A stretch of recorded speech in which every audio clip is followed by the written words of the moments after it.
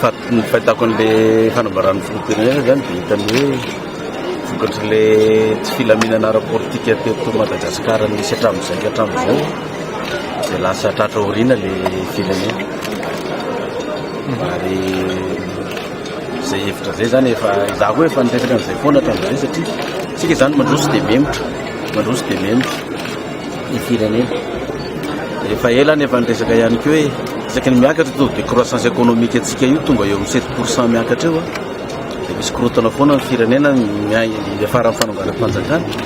dia potika le toe-karena dia miverina 0 foana zay mitondra vaovao miakatra mitondra fanjakana io zany dia ohatr'izay foana zany lizy dia raha fahitako n'le kabarin'ny filoha zany tsapany hoe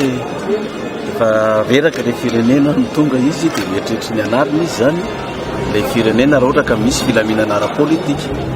fa raha fa tsy sisy filaminana ara-politika zany dia tsy mandrosotsika dia mihemotra foana za zany hatramin'izay zay mpitondra ny fandimby rehetrarehetra teto a dia nanasana foana hatramin'izay dia maolo-pirenena anazy sy maolo-piangonana na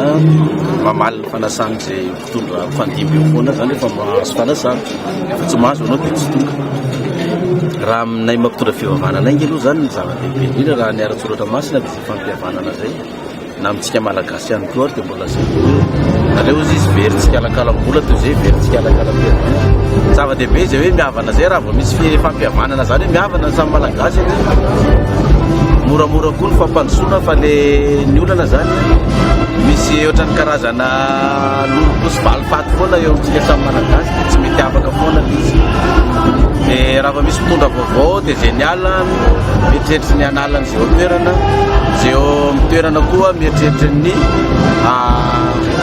nilika zay mety manelingelinazy rehetrarehetra le mpitondra teo aloha tsy tonga dia zay foana ny formule antsika gasy zay ohatra hoe fetim-pirenena dia le mpitondra teo aloha rehefa miala dia tsy manatrika fetim-pirenena satria eritreretin'le mpitondra foana hoe teo aloha hoe an'le mpitondra vaovao le fetim-pirenena fa zay foana zany le mpanao politika eto amintsika le mpanao teo politika eto amintsika tsy mijery mihitsy le firenena fa hoe rehefa mpanohatra dia tsy manatrika fetim-pirenena fa rehefa fitondrana dia tsy atrehan'ny mpanohatra koa dia natsony tavita satria izy miandro ondry rehefa natsony izy zay vao tonga dia za koa mpiandro ondry raha tsy atsona dina moa nataoko za miandro ondry miasa